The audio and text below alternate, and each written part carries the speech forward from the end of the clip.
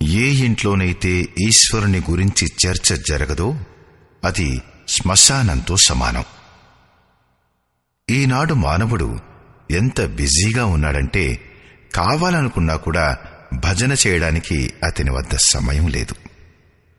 అలాంటి పరిస్థితుల్లో గీతా సందేశం కర్ణకుహరాలకు చేరితే చాలు, పరమశ్రేయం మరియు సమృద్ధుల సంస్కారాల బీజారోపణ జరిగిపోతుంది. భగవంతుని వాక్కుగల ఈ ఆడియో సీడీ వలన రోజంతా ఆ పరమేశ్వరుని స్మరణ జరుగుతూ ఉంటుంది. మరి ఇదే భజనకు నాంది కూడా.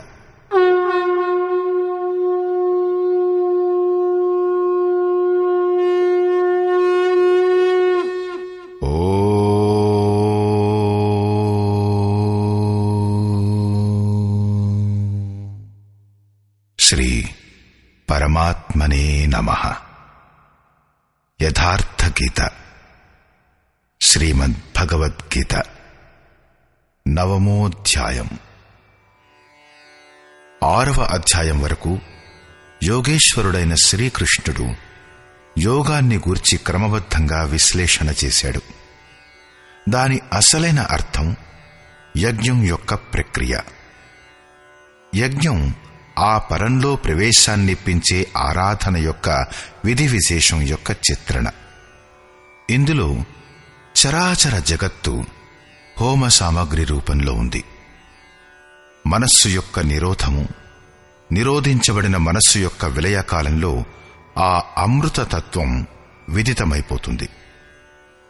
పూర్తయిన కాలంలో యజ్ఞం దేన్ని సృష్టిస్తుందో దానిని సేవించిన వారే జ్ఞానులు.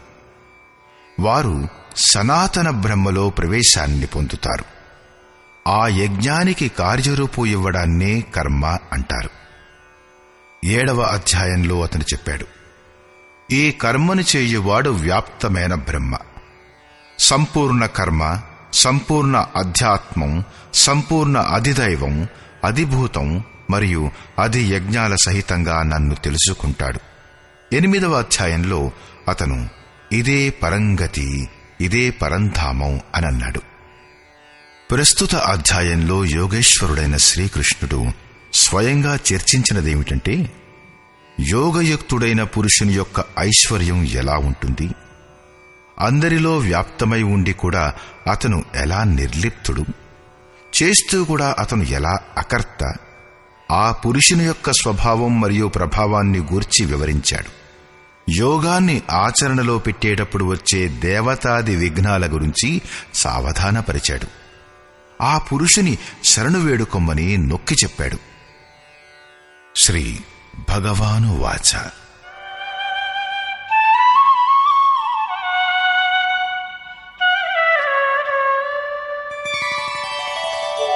ఇదంతు తే గుహ్యతమం ప్రవక్ష్యామ్యనసూయవే జ్ఞానం విజ్ఞానసహితం యజ్ఞాత్వా మోక్ష్యసే శుభాత్.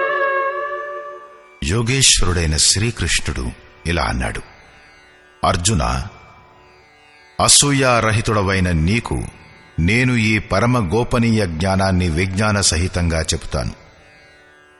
అంటే ముక్తి పొందిన తరువాత మహాపురుషుడు ఉండే విధానం కూడా చెబుతాను. ఆ మహాపురుషుడు సర్వత్రా ఒకేసారిగా ఎలా కర్మ చేస్తాడు, అతను జాగృతిని ఎలా ప్రదానం చేస్తాడు, ఆత్మతో కూడి రథుడై ఎల్లప్పుడూ ఎలా ఉంటాడు అనేవి. యత్ జ్ఞాత్వా, దీనిని సాక్షాత్తుగా తెలుసుకుని నీవు దుఃఖసాగరం నుంచి ముక్తుడవైపోతావు. ఆ జ్ఞానం ఎలాంటిది, దీనిని గూర్చంటాడు.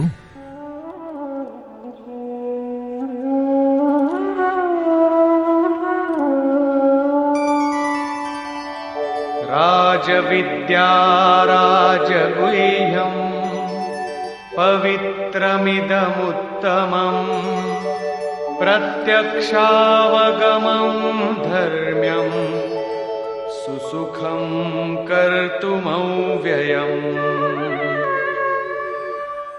విజ్ఞానంతో సంయుక్తమైన ఈ జ్ఞానం అన్ని విద్యలలో రాజు వంటిది. విద్య అంటే అర్థం భాషా జ్ఞానం, చదువు అని కాదు.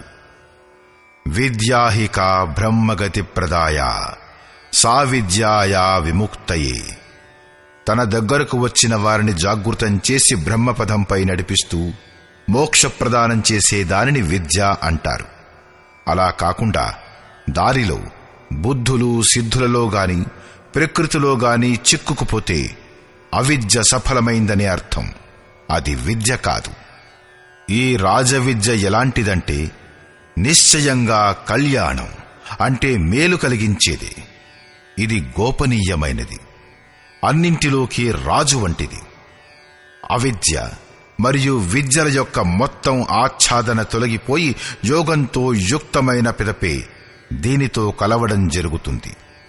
ఇది అతి పవిత్రమైనది, ఉత్తమమైనది, ప్రత్యక్ష ఫలాన్నిచ్చేది. ఇలా చెయ్యి, అలా పుచ్చుకో, అలాంటి ప్రత్యక్ష సద్య ఫలాన్నిచ్చేది. ఈ జన్మలో సాధన చెయ్యి, ఇంకో జన్మలో ప్రతిఫలం దొరుకుతుందనే మూఢ విశ్వాసం కాదిది. ఇది పరమధర్ముడైన పరమాత్మునితో సంయుక్తమైనది. విజ్ఞాన సహితంగా ఈ జ్ఞానం ఆచరించటంలో సరళమైనది. ఇది అవినశ్వరమైనది. 2వ అధ్యాయంలో యోగేశ్వరుడు ఇలా అన్నాడు: అర్జున, ఈ యోగంలో బీజానికి నాశనం లేదు. దీని అల్ప సాధన కూడా జనన మరణమనే మహాభయం లేకుండా చేస్తుంది. 6వ అధ్యాయంలో అర్జునుడు అడిగాడు: భగవాన్, శిథిల ప్రయత్నం చేయు సాధకుడు నష్టభ్రష్టుడు కాడు కదా? శ్రీకృష్ణుడు చెప్పాడు: అర్జున, మొదట కర్మను అర్థం చేసుకోవడం చాలా అవసరం. అర్థం చేసుకున్న తరువాత స్వల్పమైన సాధన కూడా చెయ్యగలిగితే అది ఏ జన్మలోనూ ఎప్పటికీ వినాశం కాదు. కాని ఆ కొంచెం అభ్యాసం ప్రభావంచే ప్రతి జన్మలోనూ అదే చేస్తాడు. అనేక జన్మల పరిణామంగా పరమగతి అంటే పరమాత్ముని చేరుకుంటాడు. దానిని యోగేశ్వరుడు ఇక్కడ కూడా అంటాడు. ఈ సాధన చెయ్యడానికి చాలా సులభమైనది, అవినశ్వరం కూడా. కాని దీనికై శ్రద్ధ చాలా అవసరం.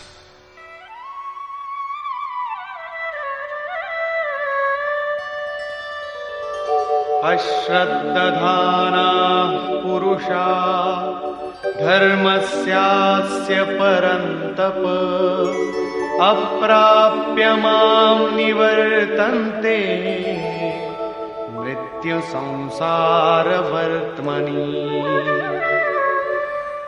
పరంతప అర్జున, ఈ ధర్మం పట్ల శ్రద్ధారహితుడైన పురుషుడు నన్ను పొందక సంసార క్షేత్రంలో భ్రమణం చేస్తూ ఉంటాడు.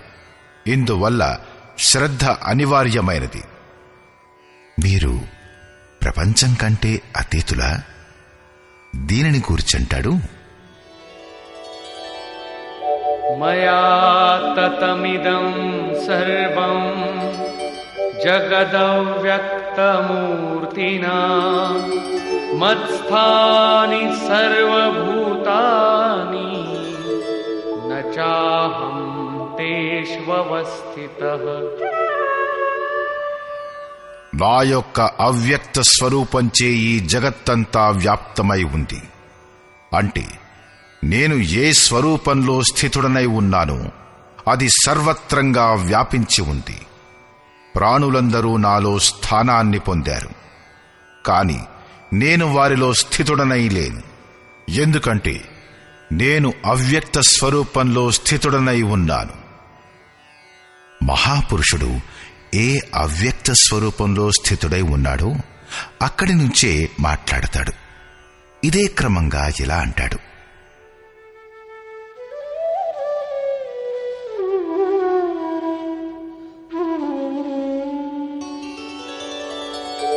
నచ మత్స్థాని భూతాని పశ్య మే యోగమైశ్వరం భూతభృన్న చ భూతస్థో మమాత్మా భూతభావనః.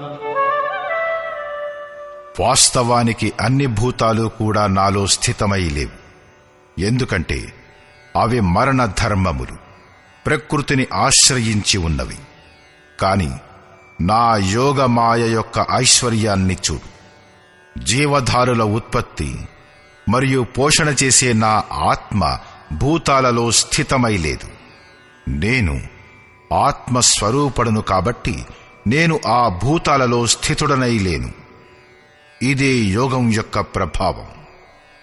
దీనిని స్పష్టం చేయడం కోసం యోగేశ్వరుడు ఒక దృష్టాంతాన్ని చెబుతాడు.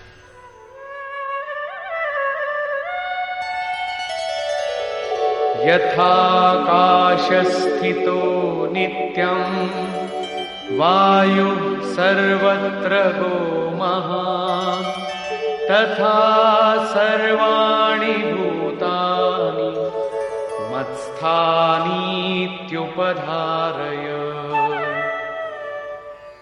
ఆకాశంలోనే ఉత్పన్నమయ్యే మహా గొప్ప వాయువు ఆకాశంలోనే ఎల్లప్పుడూ స్థితమై ఉంటుంది.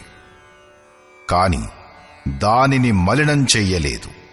సరిగ్గా అలాగే సంపూర్ణ భూతాలు నాలో స్థితమై ఉన్నాయి. సరిగ్గా ఇదే విధంగా నేను ఆకాశంలాగానే నిర్లిప్తుడను. అవి నన్ను మలినం చెయ్యలేవు. ప్రశ్న పూర్తయింది. ఇదే యోగం యొక్క ప్రభావం. ఇప్పుడు యోగి ఏం చేస్తాడు? దీనిని గూర్చి అంటాడు,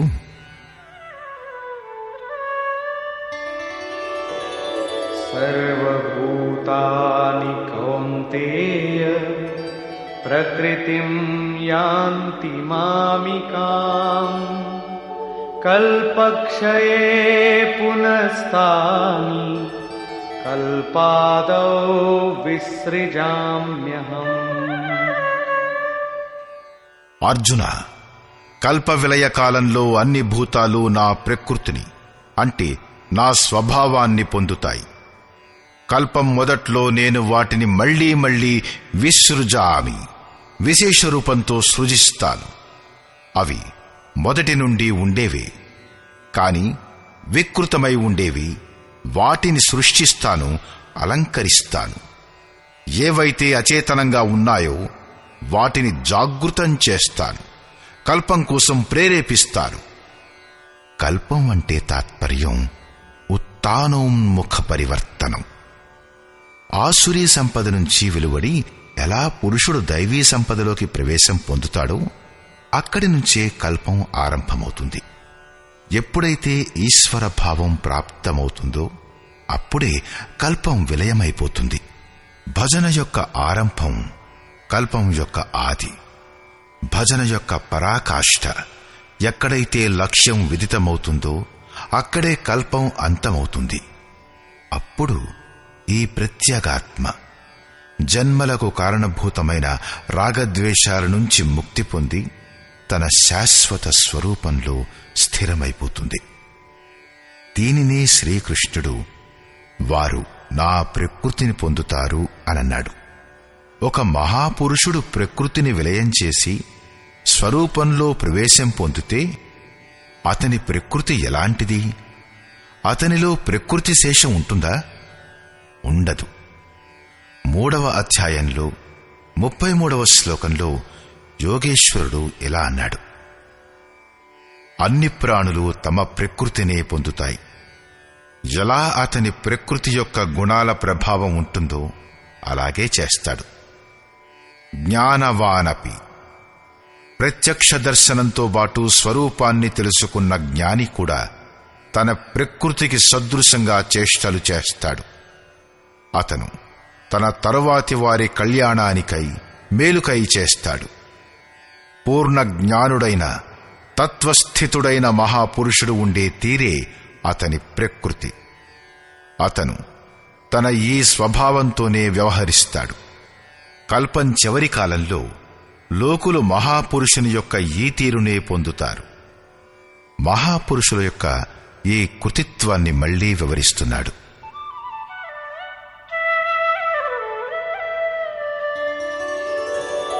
ప్రకృతిం స్వామవష్టభ్య విసృజామి పునః పునః భూతగ్రామమిమం కృత్స్నం అవశం ప్రకృతేర్వశాత్. తమ ప్రకృతిని అంటే మహాపురుషులు ఉండే తీరుని స్వీకరించి ప్రకృతేర్వశాత్ తమ తమ స్వభావంలో స్థితమైన ప్రకృతి యొక్క గుణాలచే పరవశమైన ఈ సంపూర్ణ భూతాల సముదాయాన్ని నేను మళ్లీ మళ్లీ విసృజామి విశేషంగా సృజిస్తాను, విశేష రూపంతో అలంకరిస్తాను. వాటిని తమ స్వరూపం వైపుకు అగ్రసరులవ్వడానికి ప్రేరేపిస్తాను. అలాంటప్పుడు మీరు ఈ కర్మచే బంధించబడ్డారు.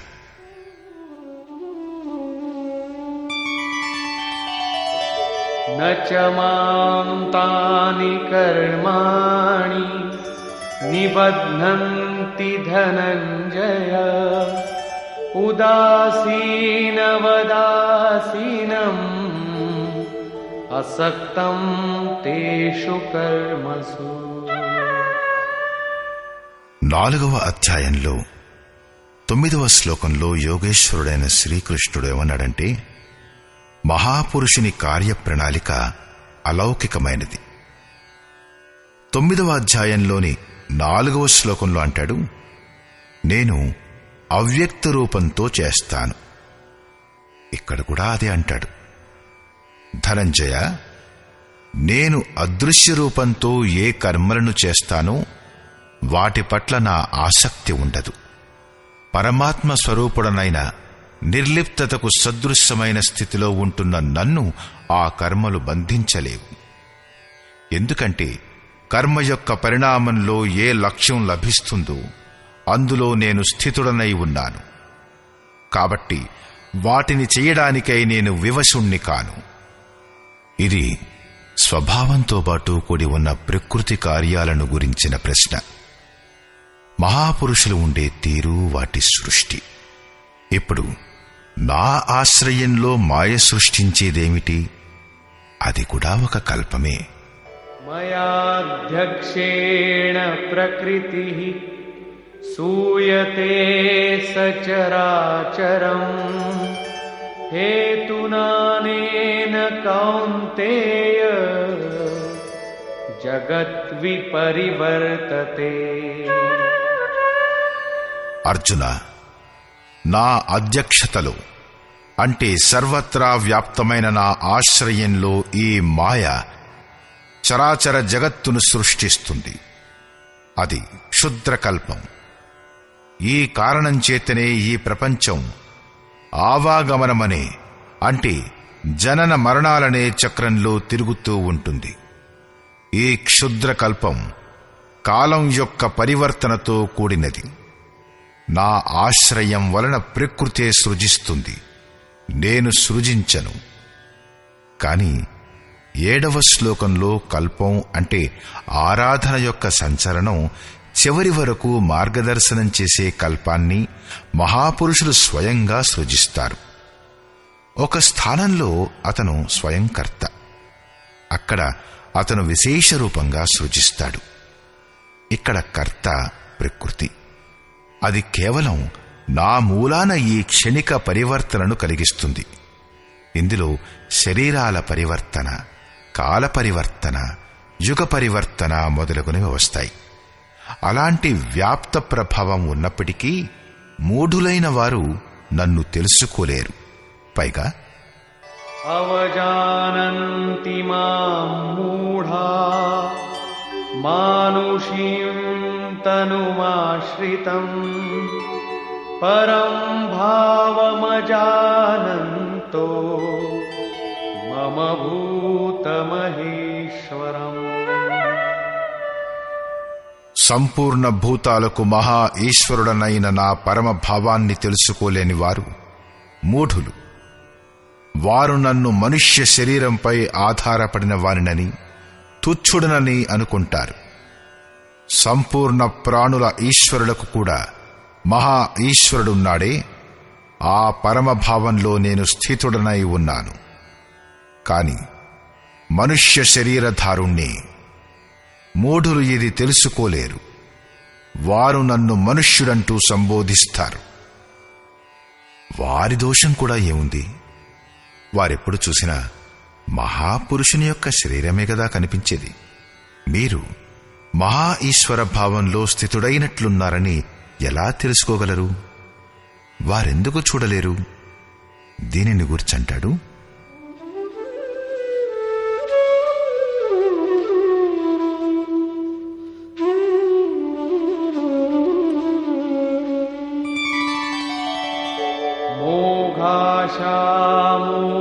మోఘకర్మాణో మోఘజ్ఞానావిచేతసః రాక్షసీమాసురీం చైవ ప్రకృతిం మోహినీం శ్రితాః. వారు వృధా ఆశ, వృధా కర్మ, వృధా జ్ఞానం, విచేతసః విశేషంగా అచేతనులై ఉండే రాక్షసుల మరియు అసురుల లాంటి మోహంలో చిక్కుకుపోయే స్వభావాన్ని కలిగి ఉంటారు. అంటే ఆసురీ స్వభావం గలవారై ఉంటారు. కాబట్టి నన్ను మనుష్యుడనని అనుకుంటారు. అసురత్వం మరియు రాక్షసత్వం అనేవి మనస్సు యొక్క ఒక విశిష్ట స్వభావమే గాని వేరే జాతి లేక జన్మ కాదు. ఆసురీ స్వభావం గలవారు నన్ను తెలుసుకోలేరు. కాని మహాత్ములు నన్ను గుర్తించగలరు. వారు నన్ను భజిస్తారు. మహాత్మానస్తు మాం పార్థ దైవీం ప్రకృతిమాశ్రితాః భజంత్యనన్యమనసో జ్ఞాత్వా భూతాదిమవ్యయం. హే పార్థ, దైవీ ప్రకృతి అంటే దైవీ సంపదను ఆశ్రయించిన మహాత్ములు నన్ను భూతాలన్నింటికీ ఆది కారణుడనని, అవ్యక్తుడనని, అక్షరమైన వాడినని తెలుసుకుని అనన్య మనస్సుతో అంటే మనస్సు యొక్క అంతరాళంలో ఇంక దేనికి తావివ్వకుండా కేవలం నా పట్లనే శ్రద్ధ కలిగి ఉండి నిరంతరం నా భజన చేస్తారు. ఏ ప్రకారంగా భజన చేస్తారు? దీనిని గూర్చంటాడు,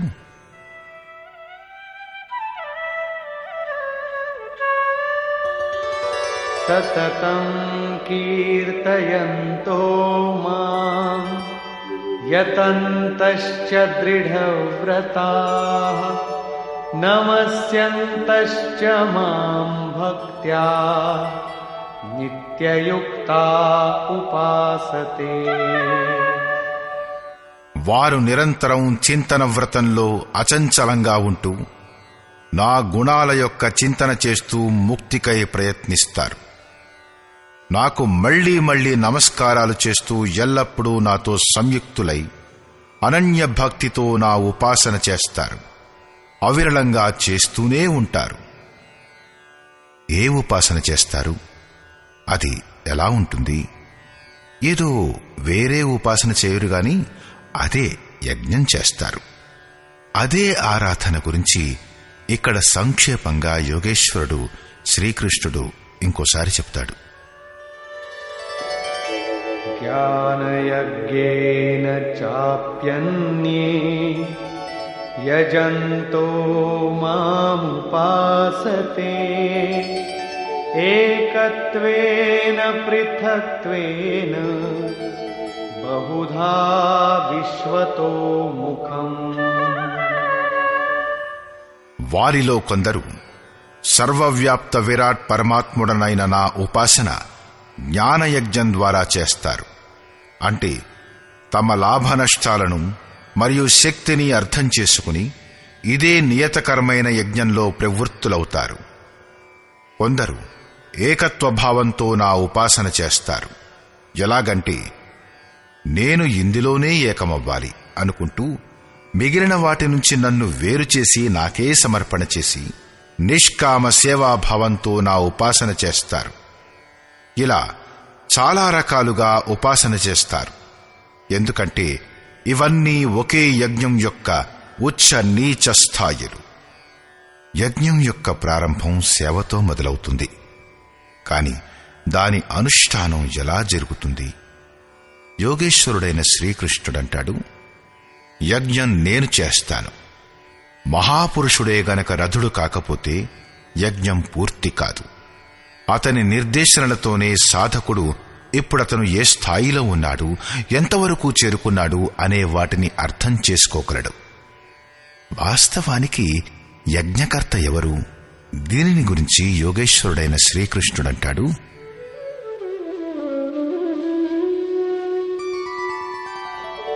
అహం క్రతురహం యజ్ఞః స్వధాహమహమౌషధం మంత్రోహమహమేవాజ్యం అహమగ్నిరహం హుతం. కర్తను నేనే. వాస్తవానికి కర్త వెనక ఉండి ప్రేరకుడి రూపంలో ఎప్పుడూ సంచాలన చేసేది ఇష్టదైవమే. కర్త ద్వారా చేయబడేది నేను ఇచ్చింది. యజ్ఞం నేనే. యజ్ఞం అనేది ఆరాధన యొక్క విధి విశేషం. సమాప్తమైన కాలంలో యజ్ఞం దేనిని సృష్టిస్తుందో ఆ అమృతాన్ని త్రాగే పురుషులు సనాతన బ్రహ్మలో ప్రవేశాన్ని పొందుతారు. స్వధా నేనే అంటే అతీతమైన అనంత సంస్కారాలను విలయం చెయ్యడం, వాటిని తృప్తిపరచడం అనేది నేను ఇచ్చేదే. భవరోగాన్ని నశింపచేసే ఔషధాన్ని నేనే. నన్ను పొంది లోకులు ఈ రోగం నుంచి ముక్తులవుతారు. మంత్రాన్ని నేనే. మనస్సుని శ్వాస యొక్క అంతరాళంలో నిరోధించడమనేది నేను ఇచ్చేదే. ఈ నిరోధ క్రియలో తీవ్రతను తీసుకొచ్చే వస్తువు ఆజ్యం కూడా నేనే. అగ్నిని నేనే. నా ప్రకాశంలోనే మనస్సు యొక్క అన్ని ప్రవృత్తులు విలయమవుతాయి. మరియు ఆహుతి అంటే సమర్పణ కూడా నేనే. ఇక్కడ యోగేశ్వరుడైన శ్రీకృష్ణుడు మాటిమాటికి నేనే నేనే అంటాడు. దీని ఆశయం నేనే ప్రేరకుడి రూపంలో ఆత్మతో అభిన్నుడనై నిలబడతాను, నిరంతరం నిర్ణయాలను ఇస్తూ యోగక్రియను పూర్తి చేయిస్తాను అని మాత్రమే. దీని పేరే విజ్ఞానం. పూజ్య గురువుగారనేవారు, ఎప్పటి వరకు ఇష్టదైవం రథుడై శ్వాస ప్రశ్వాసలపై నియంత్రణ చెయ్యడో అప్పటి వరకు భజన ఆరంభమే కాదు. ఎవరైనా సరే 1,00,000 సార్లు కళ్ళు మూసినా, భజన చేసినా, శరీరాన్ని తప్పింపజేసినా సరే, ఎప్పటి వరకు ఏ పరమాత్ముని కొరకై మన కోరిక కలదో, ఏ స్థాయిలో మనం నిలబడ్డామో అతను ఆ స్థాయికి దిగి ఆత్మతో అభిన్నుడై జాగృతం కాడో అప్పటి వరకు సరైన పరిమాణంలో భజన స్వరూపం అర్థం కాదు.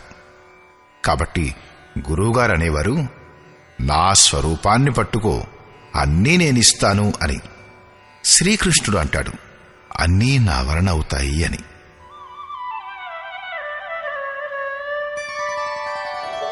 పితాహమస్య జగతో మాతా ధాతా పితామహః వేద్యం పవిత్రమోంకార రిక్సామయజురేవ చ. అర్జున, నేనే సంపూర్ణ జగత్తు యొక్క ధాత అంటే ధరించేవాడను, పిత అంటే పాలన చేసేవాడను, మాత అంటే ఉత్పన్నం చేసేవాడను, పితామహ అంటే మూల ఉద్గమాన్ని, దానిలో అందరూ ప్రవేశం పొందుతారు. తెలుసుకొనుటకు యోగ్యమైన ఓంకారాన్ని అంటే అహం ఆకారః ఇది ఓంకారః, ఆ పరమాత్ముడు నా స్వరూపంలో ఉన్నాడు. సోహం తత్వమసి ఇత్యాదులు ఒకదానికొకటి పర్యాయాలు. అలా తెలుసుకొనుటకు యోగ్యమైన స్వరూపాన్ని నేనే. రుక్ అంటే సంపూర్ణ ప్రార్థన, సామ అంటే సమత్వాన్నిప్పించే ప్రక్రియ, యజుహు అంటే భజన యొక్క విధి విశేషం కూడా నేనే. యోగ అనుష్ఠానానికి కావలసిన ఆ 3 అంగాలు నా వలన జరుగుతాయి.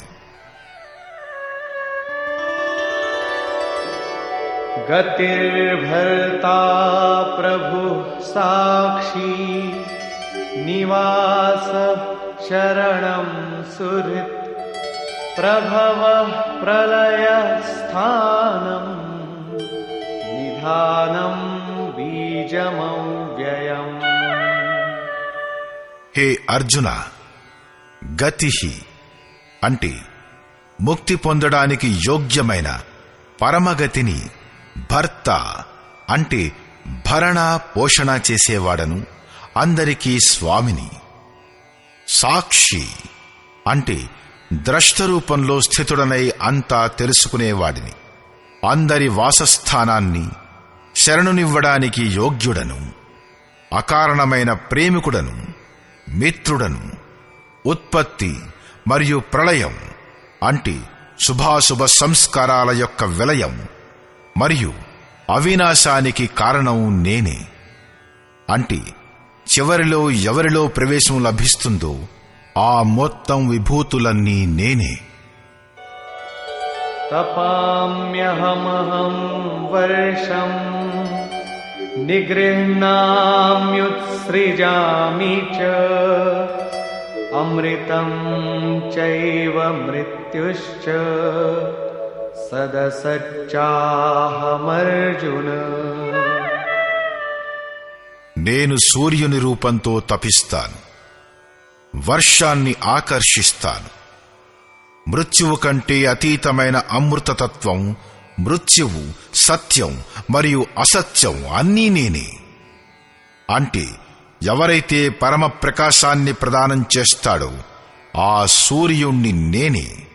అప్పుడప్పుడు భజన చేసేవారు నేను అసత్యమని అనుకుంటారు, వారు మృత్యువును కోరుకుంటారు. తర్వాత ఈ ప్రకారంగా అంటాడు, त्रैविद्या मां सोमपाः पूतपापा यज्ञैरिष्ट्वा स्वर्गतिं प्रार्थयन्ते ते पुण्यमासाद्य सुरेन्द्रलोकम् अश्नन्ति दिव्यान् दिवि देवभोगान्।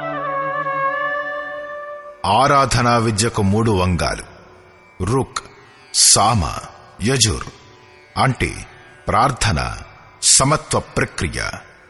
యజ్ఞాన్ని ఆచరించేవారు సోమం అంటే చంద్రుడి క్షీణ ప్రకాశాన్ని పొందేవారు. పాపాల నుంచి ముక్తులై పవిత్రులైన పురుషులు యజ్ఞం యొక్క ఆ నిర్ధారిత ప్రక్రియ ద్వారా నన్నే తమ ఇష్టరూపంలో పూజించి స్వర్గం కోసం ప్రార్థిస్తారు. ఇదే అసత్తు యొక్క కోరిక. దీని వలన వారు మృత్యువును పొందుతారు, పునర్జన్మ కలుగుతుంది. వారు పూజించేది నన్నే, అదే నిర్ధారిత విధి ద్వారానే పూజిస్తారు.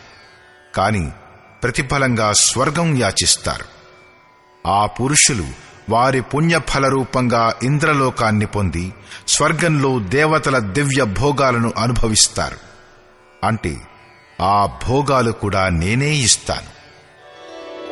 ते तं भुक्त्वा स्वर्गलोकं विशालम् क्षीणे पुण्ये मर्त्यलोकं विशन्ति एवं त्रयी धर्ममनुप्रपन्ना गतागतं कामकामा लभन्ते।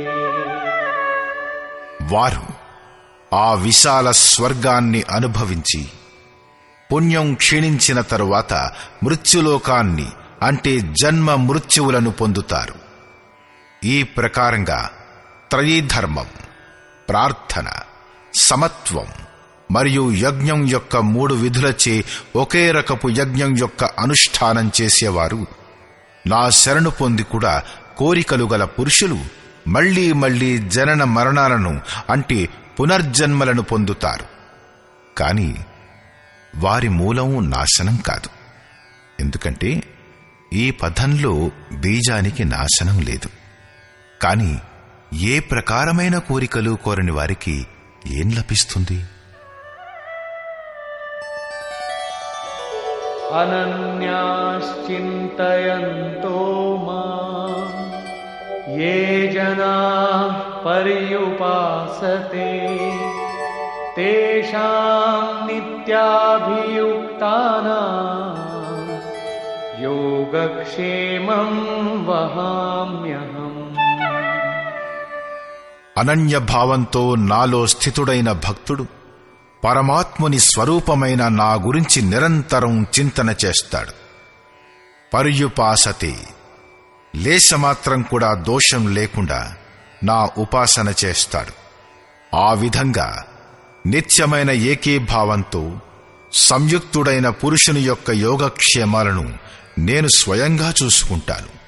అంటే వారి యోగ రక్షణ పూర్తి బాధ్యతను నేనే వహిస్తాను.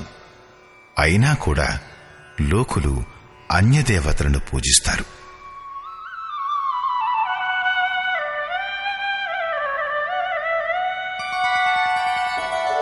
येऽप्यन्यदेवता भक्ता यजन्ते श्रद्धयान्विताः तेऽपि मामेव कौन्तेय यजन्त्यविधिपूर्वकम्. కౌంతేయ, శ్రద్ధతో యుక్తుడైన ఏ భక్తుడైనా సరే వివిధ దేవతలను పూజించినా వారు కూడా నన్నే పూజించిన వారవుతారు. ఎందుకంటే దేవతలంటూ అనేవారెవరూ లేరు కదా. కాని వారి ఆ పూజ అవిధిపూర్వకమైనది, నన్ను పొందు విధిచే రహితమైనది. ఇక్కడ యోగేశ్వరుడైన శ్రీకృష్ణుడు రెండవసారి దేవతల ప్రస్తావన చేశాడు. సర్వప్రథమంగా 7వ అధ్యాయంలో అతనన్నాడు, అర్జున, కోరికల మూలంగా ఎవరి జ్ఞానమైతే అపహరించబడిందో అలాంటి మూఢబుద్ధిగల పురుషులు అన్యదేవతలను పూజిస్తారు. వారు పూజ చేసే చోట దేవత పేరుగల సక్షమమైన శక్తి అంటూ ఏదీ లేదు. కాని రావి చెట్టు, రాయి, భూత భవానీ లేక ఎక్కడైనా సరే వారికి శ్రద్ధ ఏర్పడుతుంది. కాని నిజానికి అక్కడ ఎలాంటి దేవత లేదు. నేను సర్వత్రా ఉన్నాను. ఆ స్థానంలో నేనే నిలబడి వారి దైవీ శ్రద్ధను ఆయా స్థానాలలో స్థిరపరుస్తాను. నేనే ప్రతిఫలం విధానాన్ని ఏర్పాటు చేస్తాను, ప్రతిఫలాన్నిస్తాను. ప్రతిఫలం నిశ్చయంగా లభిస్తుంది. కాని వారి ప్రతిఫలం నశించేదే. ఈ రోజు ఉంటే రేపు అనుభవించడానికి ఉంటుంది, మరుసటి రోజు వినష్టమైపోతుంది. కాని నా భక్తుడు నాశనం కాడు. అపహరించబడిన జ్ఞానం గల ఆ మూఢ బుద్ధి గలవారే అన్యదేవతలను పూజిస్తారు.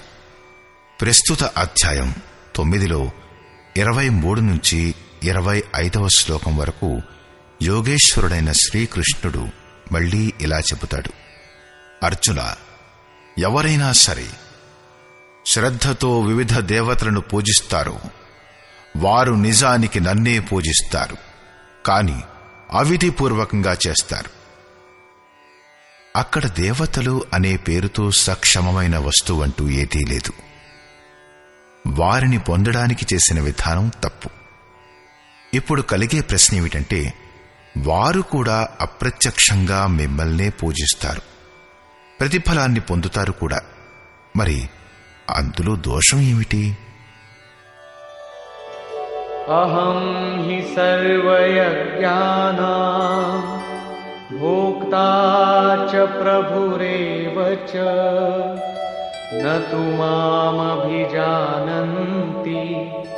తత్వేనాతశ్చవంతి తే. సంపూర్ణ యజ్ఞాల యొక్క భోక్త అంటే యజ్ఞం ఎవరిలోనైతే విలయమవుతుందో, యజ్ఞ పరిణామంగా ఎవరు దొరుకుతారో అది నేనే. స్వామిని కూడా నేనే. కాని వారు నన్ను తత్వంతో సహా తెలుసుకోలేరు. కాబట్టి చవంతి, పడిపోతారు, పతనం చెందుతారు. అంటే వారప్పుడప్పుడు అన్యదేవతల పాల్పడతారు. ఎప్పటి వరకు తత్వంతో సహా తెలుసుకోలేరు అప్పటి వరకు కోరికల నుండి కూడా పతనమైపోతారు. వారి గతేమిటి?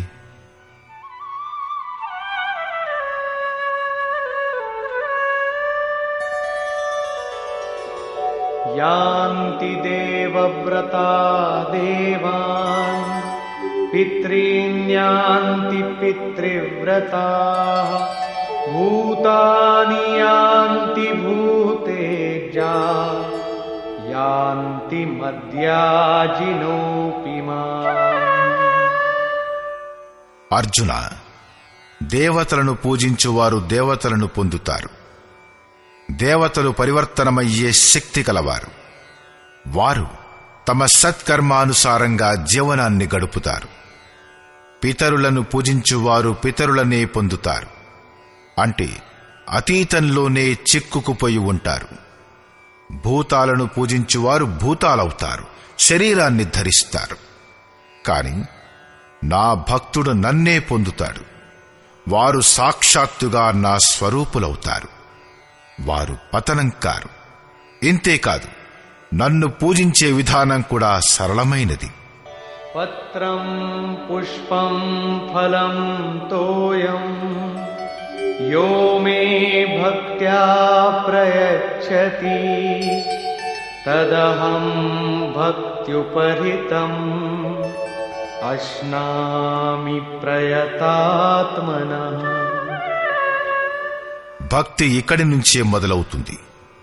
పత్రం, పుష్పం, ఫలం, నీళ్లు ఇత్యాది ఏవైనా సరే, ఎవరైనా సరే నాకు భక్తిపూర్వకంగా అర్పిస్తే మనస్సుతో ప్రయత్నం చేసే ఆ భక్తులు ఇచ్చేవన్నీ నేను స్వీకరిస్తాను.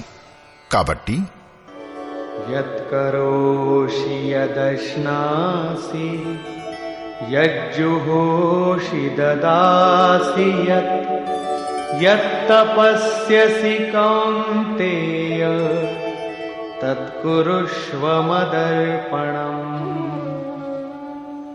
అర్జున, నీవు ఏ కర్మ చేసినా, ఏది తిన్నా, ఏది ఆహుతి ఇచ్చినా, ఏది సమర్పించినా, దానం ఇచ్చినా, మనస్సు సహితంగా ఇంద్రియాలను నా అనుగుణంగా తపింపచేసినా అవన్నీ నాకే అర్పించు.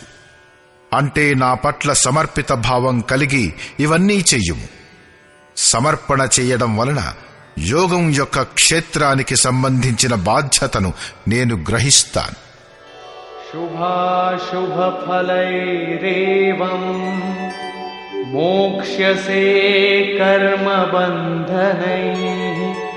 సన్యాసయోగయుక్తాత్మా విముక్తో మాముపైష్యసి. ఈ ప్రకారంగా సర్వస్వం యొక్క న్యాసం అంటే సన్యాసయోగంతో యుక్తమై ఉన్న నీవు శుభాశుభ ఫలాలనిచ్చే కర్మల బంధాల నుండి విముక్తుడవై నన్ను పొందుతావు. యోగేశ్వరుడు క్రమబద్ధంగా సాధన మరియు దాని పరిణామం గురించి వివరించాడు. మొదటి పత్రం, పుష్పం, ఫలం, జలం వీటిని పూర్తి శ్రద్ధతో అర్పణ. రెండవదిగా సమర్పణతో కూడిన కర్మ యొక్క ఆచరణ. ఇంకా మూడవది పూర్ణ సమర్పణతో సర్వస్వత్యాగం. వీటి ద్వారా కర్మబంధాల నుండి విముక్తి లభిస్తుంది. ముక్తి వలన ఏం లభిస్తుంది అంటే ఇలా అన్నాడు, నన్ను పొందవచ్చు అని. ఇక్కడ ముక్తి మరియు ప్రాప్తి పొందటం అనేవి ఒకదానికొకటి పూరకాలు. మిమ్ములను ప్రాప్తి పొందుటయే ముక్తి అయితే దానివలన లాభం ఏమిటి? దీనిని గూర్చంటాడు,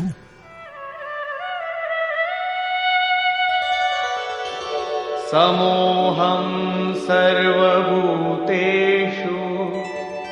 న మే ద్వేషోస్తి న ప్రియః యే భజంతి తు మాం భక్త్యా మయి తే తేషు చాప్యహం.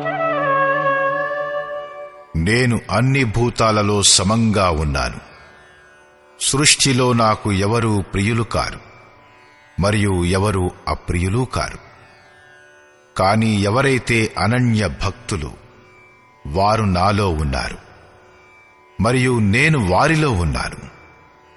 ఇదే నా బంధుత్వం. అతనిలో పరిపూర్ణుడనైపోతాను. నాలోనూ మరి అతనిలోనూ ఏమాత్రమూ తేడా ఉండదు. అలాంటప్పుడు చాలా అదృష్టశాలురైన వారే భజన చేస్తారా? భజన చేసే అధికారం ఎవరికుంది? దీనిని గురించి యోగేశ్వరుడైన శ్రీకృష్ణుడు ఇలా అంటాడు. अपि चेत् सुदुराचारो भजते मामनन्यभाक् साधुरेव समन्तव्यः सम्यग् व्यवसितो हि सः. అత్యంత దురాచారుడైనా కూడా అనన్యభావంతో, అంటే నన్ను తప్పించి ఇంకే వస్తువు లేక దేవతను భజించక కేవలం నన్నే నిరంతరం భజిస్తే అతను కూడా సాధువు అనే అనబడతాడు. ఇప్పుడతను ఇంకా సాధువు కాలేదు, కాని అతను సాధువు అవ్వడంలో సందేహం కూడా లేదు. ఎందుకంటే అతను యథార్థమైన నిశ్చయంతో మొదలుపెట్టాడు. కాబట్టి భజన మీరు కూడా చేయొచ్చు. కాని ఒకే ఒక షరతు ఏమిటంటే మీరు మనుష్యులై ఉండాలి. ఎందుకంటే మనుష్యుడే యథార్థమైన నిశ్చయం కలవాడవుతాడు. గీత పాపులను ఉద్ధరిస్తుంది.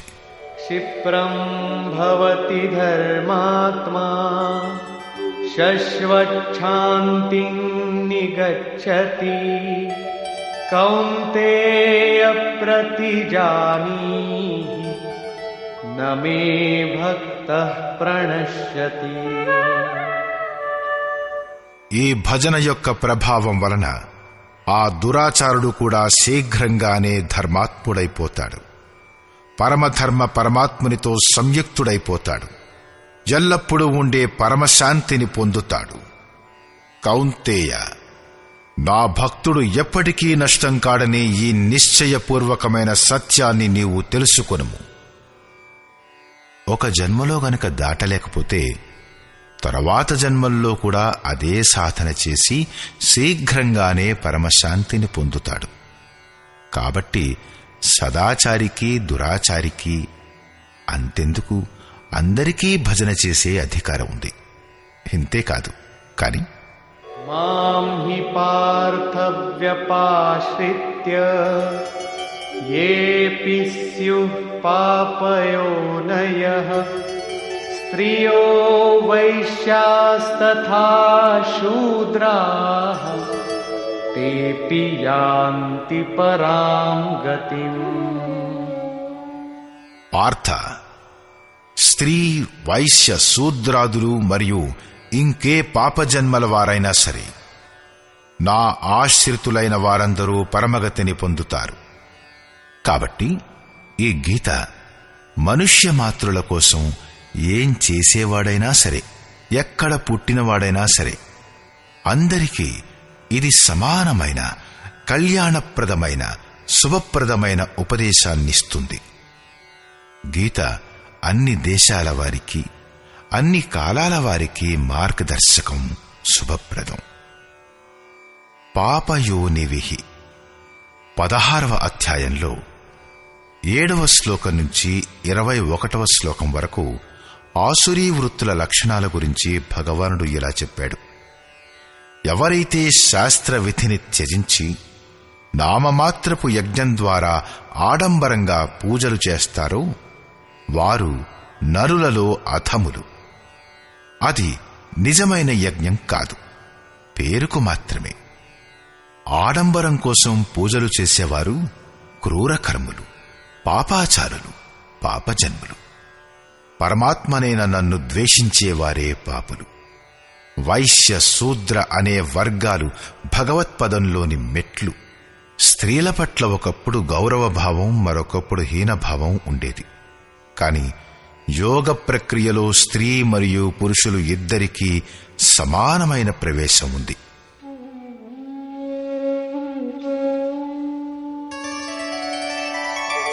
కిం పునర్బ్రాహ్మణా పుణ్యా భక్తా రాజర్షయస్తథా అనిత్యమసుఖం లోకం ఇమం ప్రాప్య భజస్వ మాం. అలాంటప్పుడు బ్రాహ్మణ మరియు క్షత్రియ శ్రేణి భక్తుల గురించి ఏం చెప్పాలి? బ్రాహ్మణం అనేది ఒక దశా విశేషమే. అందులో బ్రహ్మలో ప్రవేశం ఇప్పించే అన్ని యోగ్యతలు ఉంటాయి. శాంతి, ఆర్జవం, అనుభవంతో కూడిన ఉపలబ్ధి, ధ్యానం మరియు ఇష్టదైవం యొక్క నిర్దేశానుసారం ఎవరిలోనైతే ఆచరణ చేసేటటువంటి సామర్థ్యం ఉంటుందో ఇవే బ్రాహ్మణ దశకు లక్షణాలు. రాజర్షులైన క్షత్రియులలో బుద్ధుల సిద్ధుల సంచారం, శౌర్యం, ఆధిపత్య భావం, వెనుకంజ వెయ్యని స్వభావం ఉంటాయి. ఈ యోగస్థాయిని చేరిన యోగులు తరించిపోగలరు. వారి గురించి ఇంకేం చెప్పాలి? కాబట్టి అర్జున, నీవు సుఖరహిత క్షణభంగురమైన ఈ మనుష్య శరీరాన్ని పొంది నన్నే భజించు. ఈ నశ్వర శరీరం పట్ల మమకారం, దాని పోషణలో సమయాన్ని వ్యర్థం చెయ్యవద్దు. యోగేశ్వరుడైన శ్రీకృష్ణుడు ఇక్కడ 4వసారిగా బ్రాహ్మణ, క్షత్రియ, వైశ్య, శూద్రుల గురించి చర్చించాడు. 2వ అధ్యాయంలో అతనన్నాడు, క్షత్రియుడికి కళ్యాణం కోసం యుద్ధం కన్నా వేరే మార్గం లేదు. 3వ అధ్యాయంలో అతనన్నాడు, స్వధర్మ పాలనలో మరణం కూడా శ్రేయస్కరమే. 4వ అధ్యాయంలో అతను సంక్షేపంగా అన్నాడు, 4 వర్ణాల సృష్టి నేను చేశాను. అంటే మనుష్యులను 4 కులాలుగా విభజించాడా అంటే అన్నాడు, లేదు అని. గుణకర్మ విభాగశః, గుణాల ఆధారంగా కర్మను 4 శ్రేణులుగా చేయడమైంది. శ్రీకృష్ణుడి అభిప్రాయానుసారంగా కర్మ అంటే యజ్ఞ ప్రక్రియ. కాబట్టి ఈ యజ్ఞాన్ని చేయువారు 4 రకాలు. ప్రవేశకాలంలో ఈ యజ్ఞకర్త శూద్రుడు, అల్పజ్ఞుడు. కొంచెం చేయడం నేర్చుకున్నాక ఆత్మిక సంపత్తిని చేకూర్చుకుంటే అదే యజ్ఞకర్త వైశ్యుడైపోతాడు. దీనికంటే ఉన్నతైనప్పుడు, ప్రకృతి యొక్క 3 గుణాలను ఖండించే సామర్థ్యం వచ్చినప్పుడు అదే సాధకుడు క్షత్రియ శ్రేణికి చెందుతాడు. ఎప్పుడైతే ఇదే సాధకుడి స్వభావంలో బ్రహ్మలో ప్రవేశం కలిగించే యోగ్యతలు వస్తాయో అప్పుడు అతనే బ్రాహ్మణుడు. వైశ్య మరియు శూద్రుల కంటే క్షత్రియ మరియు బ్రాహ్మణ శ్రేణి సాధకుడు ముక్తికి సమీపంలో ఉంటాడు. శూద్రుడు మరియు వైశ్యుడు కూడా అదే బ్రహ్మలో ప్రవేశం పొంది శాంతి పొందుతారు. మరి అంతకంటే పైదశ వారిని గురించి ఏం చెప్పాలి? వారి బ్రహ్మప్రవేశం నిశ్చయమే కదా. గీత ఏ ఉపనిషత్తుల సార సర్వస్వమో వాటిలో బ్రహ్మ విదుషీ మహిళల గురించి ఎన్నో కథలు ఉన్నాయి. ధర్మభీరువులు, సంప్రదాయబద్ధులు అని చెప్పబడుతున్నవారు వేదాధ్యయనం యొక్క అధికారం, అనధికారాల గురించి చర్చించి తలలు పగలగొట్టుకుంటారు. కాని యోగేశ్వరుడైన శ్రీకృష్ణుడు స్పష్టంగా ఉద్ఘాటించిందేమిటంటే, యజ్ఞార్థ కర్మల యొక్క నిర్ధారిత ప్రక్రియలో స్త్రీ పురుషులందరూ ప్రవేశించవచ్చును. కాబట్టి అతను భజన చెయ్యడాన్ని ప్రోత్సహిస్తాడు.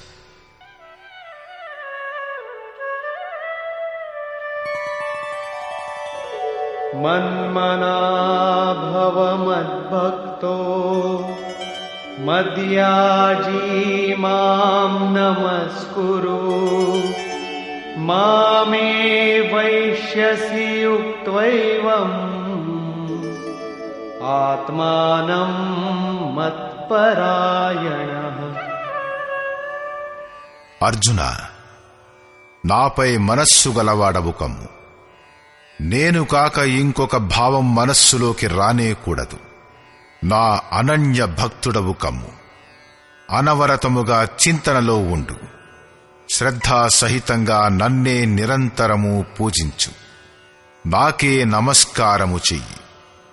ఈ ప్రకారంగా నా శరణు జొచ్చి ఆత్మను నాతో ఏకీభావంతో స్థితం చేస్తే నీవు నన్నే పొందుతావు, అంటే నాతో ఏకత్వాన్ని పొందవచ్చు. సారాంశం. ఈ అధ్యాయం ఆరంభంలో శ్రీకృష్ణుడు ఇలా చెప్పాడు: అర్జున, దోషరహిత భక్తుడవైన నీకోసం నేను ఈ జ్ఞానాన్ని విజ్ఞాన సహితంగా చెబుతాను. దీనిని తెలుసుకున్న పిదప తెలుసుకోవలసింది ఇంకేదీ కూడా ఉండదు. దీనిని తెలుసుకుని నీవు సంసార బంధం నుంచి ముక్తుడవైపోతావు. ఈ జ్ఞానం సమస్త విద్యలలో శ్రేష్టమైనది. పరమబ్రహ్మలో ప్రవేశం ఇప్పించేదే అసలైన విద్య. ఈ జ్ఞానం దానికి కూడా రాజు, అంటే నిశ్చయంగా కళ్యాణం, అంటే మేలు కలిగించేది. ఇది సమస్త గోపనీయ విషయాలలో కూడా శ్రేష్టమైనది. గోపనీయ వస్తువును కూడా ప్రత్యక్షం చేయించేది. ఇది ప్రత్యక్ష ఫలాన్నిచ్చేది. సాధన చెయ్యడంలో సుగమమైనది మరియు నశ్వరము కానిది. స్వల్పంగానైనా దీని సాధన చెయ్యగలిగితే దీనికి ఎప్పటికీ నాశనం లేదు. పైపెచ్చు దీని ప్రభావం వలన ఆ పరమశ్రేయం వరకు చేరవచ్చును. కాని దీనిలో ఒక షరతు: శ్రద్ధావిహీనుడైన పురుషుడు పరమగతిని పొందక సంసార చక్రంలో చిక్కుకొనిపోతాడు. యోగేశ్వరుడైన శ్రీకృష్ణుడు యోగం యొక్క మహత్వం గూర్చి కూడా వివరణ ఇచ్చాడు. దుఃఖ సంయోగంతో వియోగమే యోగం. అంటే ఏదైతే సంసారం యొక్క సంయోగ వియోగాలచే రహితమైందో దాని పేరే యోగం. పరమాత్మనిలో కలవడమే యోగం యొక్క పరాకాష్ఠ. ఎవరైతే ఇందులో ప్రవేశం పొందారో ఆ యోగి యొక్క ప్రభావాన్ని గమనించు. సమస్త భూతాలకు ప్రభువును మరియు జీవధారుల పోషించునదైనప్పటికీ నా ఆత్మ ఆ భూతాలలో స్థితమై లేదు. నేను ఆత్మస్వరూపంలో స్థితమై ఉన్నాను. నేను ఆత్మనే. ఎలాగైతే ఆకాశంలో ఉత్పన్నమై సర్వత్రా చరించే వాయువు ఆకాశంలో స్థితమై ఉన్నా దానిని మలినం చెయ్యలేవు, అలాగే సమస్త భూతాలు నాలో స్థితమై ఉన్నా వాటిలో లిప్తుడను కాను. అర్జున, కల్ప ప్రారంభంలో నేను భూతాలను విశేషంగా సృష్టిస్తాను, అలంకరిస్తాను. మరియు కల్పం పూర్తయ్యే కాలంలో సంపూర్ణ భూతాలు నా ప్రకృతిని, అంటే యోగారూఢుడైన మహాపురుషుడు ఉండే తీరుని, వారి అవ్యక్త భావాన్ని పొందుతాయి. మహాపురుషుడు ప్రకృతి కంటే అతీతమైన వాడే. కాని బ్రహ్మ ప్రాప్తి పెదప స్వభావ, అంటే స్వయంలో స్థితుడై ఉంటూ లోక కళ్యాణం కోసం ఏ కర్మ చేస్తాడో అది అతని ఒక రకపు జీవన విధానం. అతని జీవన విధానపు కార్యకలాపాలను ఆ మహాపురుషుని ప్రకృతి అంటూ చెప్పారు. ఒక సృష్టికర్తను నేను. భూతాలను కల్పం కోసం ప్రేరేపిస్తాను. ఇంకో సృష్టికర్త త్రిగుణాత్మకమైన ప్రకృతి. అది నా నీడన చరాచర భూతాలను సృష్టిస్తుంది. అది కూడా ఒక కల్పమే. అందులో శరీర పరివర్తనం, స్వభావ పరివర్తనం, మరి కాల పరివర్తనం అనేవి నిహితమై ఉంటాయి. గోస్వామి తులసీదాసు కూడా అదే అంటారు. ఏక్ దుష్ట్ అతిశయ దుఃఖ రూప, జాబస్ జీవు పరాభవ కూప.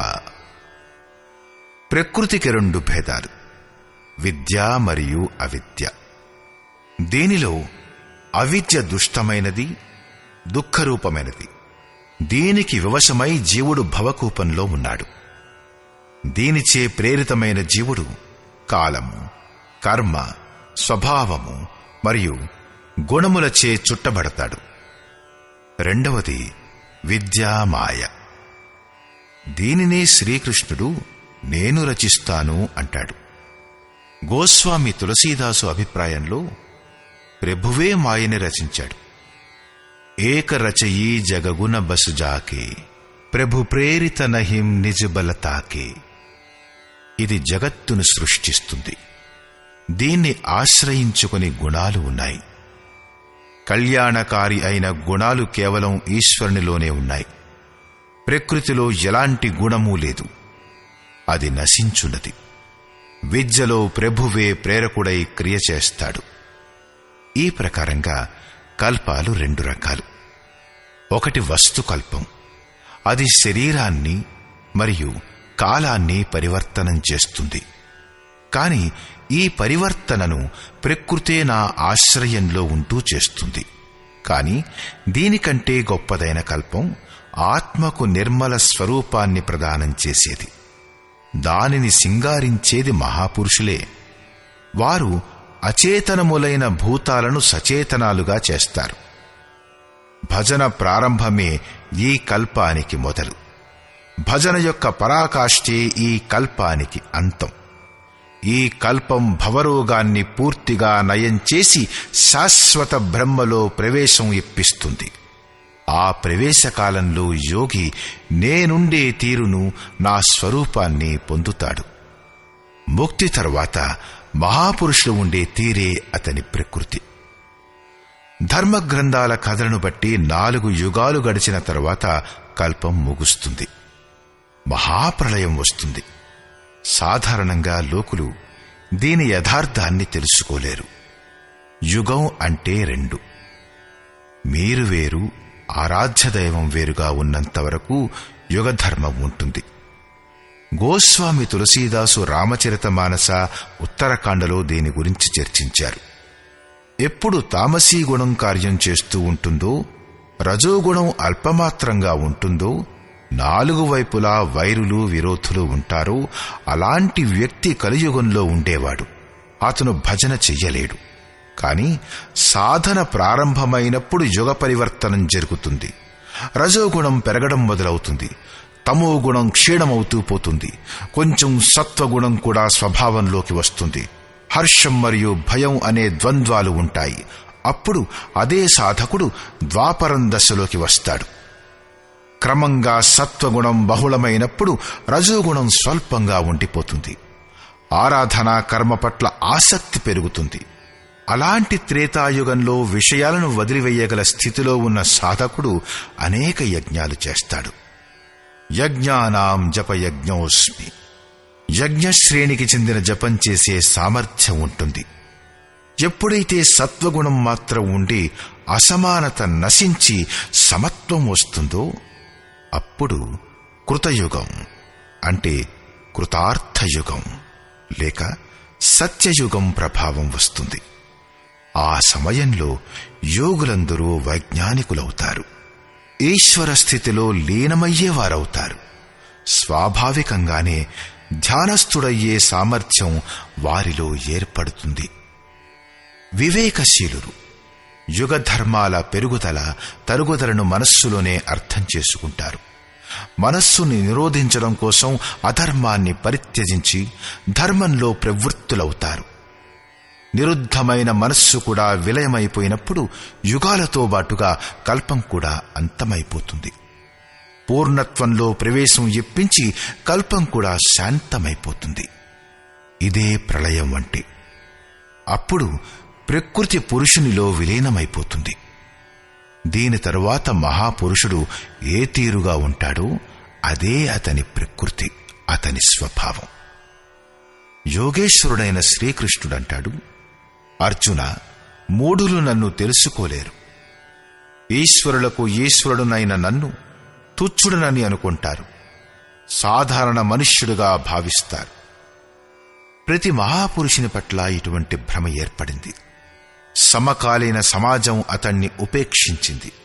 అతని పట్ల విరోధభావం చూపించింది. శ్రీకృష్ణుడు కూడా దీని నుండి తప్పించుకోలేకపోయాడు. అతనంటాడు, నేను పరమభావంలో స్థితుడనై ఉన్నాను. కాని నా శరీరం కూడా మనుష్యుడిదే. కాబట్టి మూఢులు నన్ను తుచ్చుడని, మనుష్యుడని సంబోధించారు. అలాంటివారు వ్యర్థంగా బ్రహ్మపదాన్ని ఆశించేవారు, వ్యర్థంగా కర్మ చేసేవారు, వ్యర్థమైన జ్ఞానం గలవారు.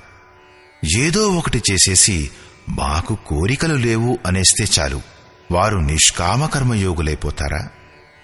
ఆ ఆసురీ స్వభావం గలవారు నన్ను చూడలేరు. కాని దైవీ సంపదను పొందిన వారు అనన్యభావంతో నా ధ్యానం చేస్తారు, నా గుణాలను గురించి నిరంతరం చింతన చేస్తారు. అనన్య ఉపాసన అంటే యజ్ఞార్థ కర్మ. దానికి రెండే మార్గాలు. మొదటిది జ్ఞానయజ్ఞం, అంటే తమ విశ్వాసంతో తమ శక్తిని అర్థం చేసుకుని ఆ నియత కర్మలో ప్రవృత్తులవ్వడం. రెండవ విధి స్వామి, సేవక భావం. దానిలో సద్గురువు పట్ల సమర్పిత భావం కలిగి ఉండి అదే కర్మను చేయడం. ఈ రెండు దృష్టులతోనే లోకులు నన్ను ఉపాసిస్తారు. కాని వారి ద్వారా చేయబడే ఆ యజ్ఞం, ఆ ఆహుతి, ఆ కర్త, శ్రద్ధ మరియు భవరోగానికి చికిత్స జరిగే ఔషధి అవన్నీ నేనే. చివరకు ఏ గతి అయితే ప్రాప్తిస్తుందో అది కూడా నేనే. ఇదే యజ్ఞాన్ని లోకులు త్రైవిద్య, ప్రార్థన, యజ్ఞం మరియు సమత్వం ఇప్పించే విధులతో నెరవేరుస్తారు. కాని దానికి బదులుగా స్వర్గాన్ని కోరుకుంటారు. అప్పుడు నేను స్వర్గాన్ని కూడా ఇస్తాను. దాని ప్రభావం వలన వారు ఇంద్ర పదవిని పొందుతారు. దీర్ఘకాలం దాకా దానిని అనుభవిస్తారు. కాని పుణ్యం క్షీణించినప్పుడు వారు పునర్జన్మను పొందుతారు. వారి క్రియ సరి అయినదే, కాని భోగాలను కోరుకోవడం వలన పునర్జన్మను పొందుతారు. కాబట్టి భోగాలను కోరుకోరాదు. ఎవరైతే అనన్యభావంతో, అంటే నేను తప్పించి ఇంకొకరు లేరు ఇలాంటి భావంతో నిరంతరం నా చింతన చేస్తారో, లేశమాత్రం కూడా లోటు ఉండనివ్వరో, అలా ఎవరైతే నా భజన చేస్తారో వారి యోగ రక్షణ భారాన్ని నేను వహిస్తాను. ఇంత జరిగినా కూడా కొందరు అన్యదేవతలను పూజిస్తారు. అట్టివారు కూడా నన్నే పూజిస్తారు, కాని అది నన్ను పొందే విధి కాదు. సంపూర్ణ యజ్ఞాల భోక్తగా వారు నన్ను తెలుసుకోలేరు. అంటే వారి పూజలకు ఫలంగా నేను లభించను. కాబట్టి వారు పతనమైపోతారు. వారు దేవతలు, భూతాలు లేక పితరులనే కల్పిత రూపాలలో నివసిస్తారు. అలాగాక నా భక్తులు సాక్షాత్తు నాలో నివసిస్తారు, నా స్వరూపులైపోతారు. యోగేశ్వరుడైన శ్రీకృష్ణుడు యజ్ఞార్థ కర్మలు చాలా సుగమమని చెప్పాడు. ఎవరైనా సరే ఫలం, పుష్పం ఏదైనా సరే శ్రద్ధతో సమర్పిస్తే నేను స్వీకరిస్తాను. కాబట్టి అర్జున, నీవు ఎంత ఆరాధన చేసినా సరే నాకే సమర్పించు. ఎప్పుడైతే సర్వస్వః న్యాసమైపోతుందో అప్పుడు యోగంతో యుక్తుడవైన నీవు కర్మబంధాల నుండి ముక్తుడవైపోతావు. ఆ ముక్తి నా స్వరూపమే. ప్రపంచంలోని ప్రాణులందరూ నావారే. ఏ ప్రాణిపైనా నాకు ప్రేమ లేదు, ద్వేషమూ లేదు. నేను తటస్థుడను. కాని ఎవరైతే నా అనన్య భక్తులో, నేను వారిలో ఉంటాను, వారు నాలో ఉన్నారు. అత్యంత దురాచారుడు, ఘోర పాపి అయినా సరే అనన్య శ్రద్ధాభక్తులతో నా భజన చేస్తే వారు సాధువులుగానే భావించబడతారు. వారి నిశ్చయం స్థిరమైనది.